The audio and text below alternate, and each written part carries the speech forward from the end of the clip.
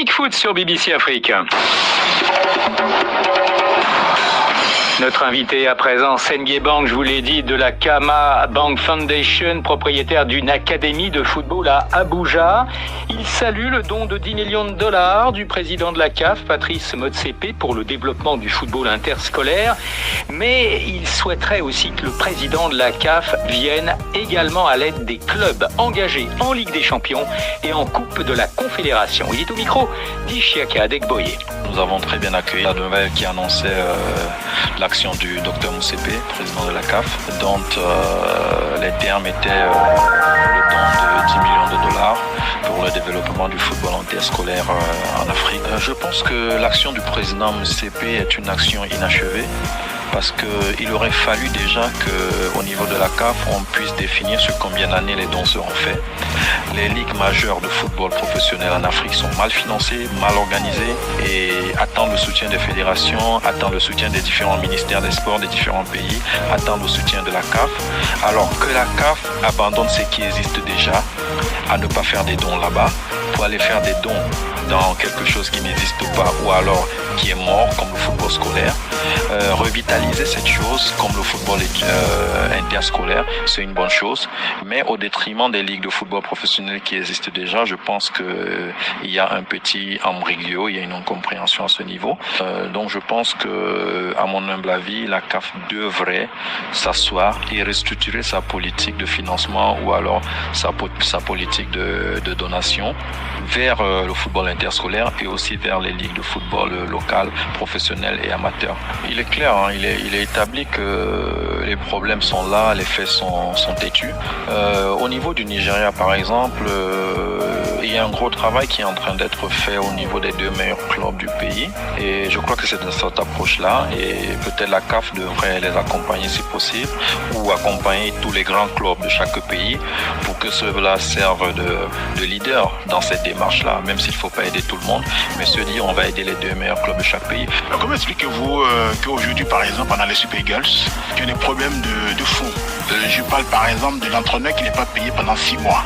Les joueurs du Nigeria qui ont 6 mois d'arrêt de bonus, ils ne sont pas payés.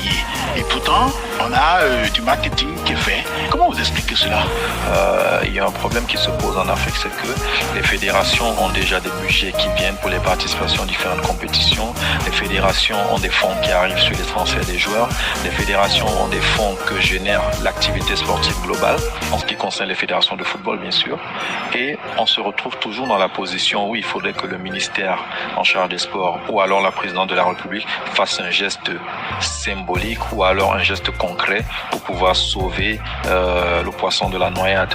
Et il faudrait bien qu'un jour cela s'arrête. Il faudrait qu'au niveau de nos fédérations, qu'on sache planifier le futur, qu'on sache que les fonds qui arrivent ou alors les fonds qui sont issus d'un certain nombre d'activités ou d'opérations puissent être gérés de façon plus sérieuse afin que les choses puissent se soutenir d'elles-mêmes sur la durée. Parce que lorsque vous avez des fonds générés par exemple la signature d'un contrat sportif avec une société, un équipementier, il faudrait que ces fonds, à défaut d'être maintenus dans la caisse ou alors dilapidés, puissent servir à des projets qui pourraient être génératrices de revenus.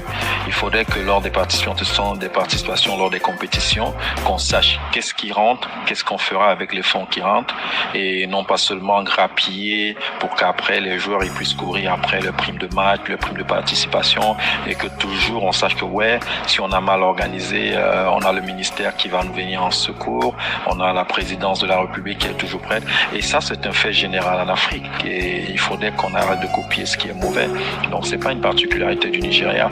Donc à un moment le problème il est là, c'est un problème de fond. Donc les Super Eagles qui rencontrent des difficultés, l'entraîneur qui est pas payé et tout, c'est juste parce que il est établi que l'argent est mal utilisé. Parce que quand les fonds ils arrivent, nous ne planifions rien d'avance et il faut qu'on apprenne à planifier. Il faut que les gens se disent ok, on a eu un problème il y a 2 ans, 3 ans, 5 ans. Le challenge c'est de faire des projections pour que dans 10 ans ces problèmes n'existent plus et il faut trouver trouver des solutions immédiates. Les solutions immédiates, elles sont là, hein, tout le monde les connaît, mais sauf qu'à un moment, il faut se dire stop et prendre les personnes qu'il faut pour les mettre à la place des décideurs. Ce n'est pas au président de la CAF de venir réécrire les textes qui existent déjà, ou alors venir marteler aux gens de faire ce qui existe déjà. Mais maintenant, si la CAF sera invitée à recadrer certaines fédérations, ou alors à les assister, ou alors à implémenter une vision qui est la leur, je suis sûr qu'au niveau de la CAF, on serait consentant pour que tout se fasse dans le bon sens, parce que si 1, 2, 3, 50 fédérations africaines marchent bien, c'est tout au profit et au bonheur de la CAF. Sengebang de la Kama Bank Foundation, propriétaire donc d'une académie de football à Abuja. Il était au micro d'Ishaka Degboye. On avait déjà eu l'occasion de l'écouter avec beaucoup de plaisir d'ailleurs il y a quelques mois dans cette même chronique foot. Alors la chronique foot, c'est le terminus pour aujourd'hui. Et oui, rendez-vous la semaine prochaine, bien sûr, même antenne, même heure, toujours sur BBC Afrique.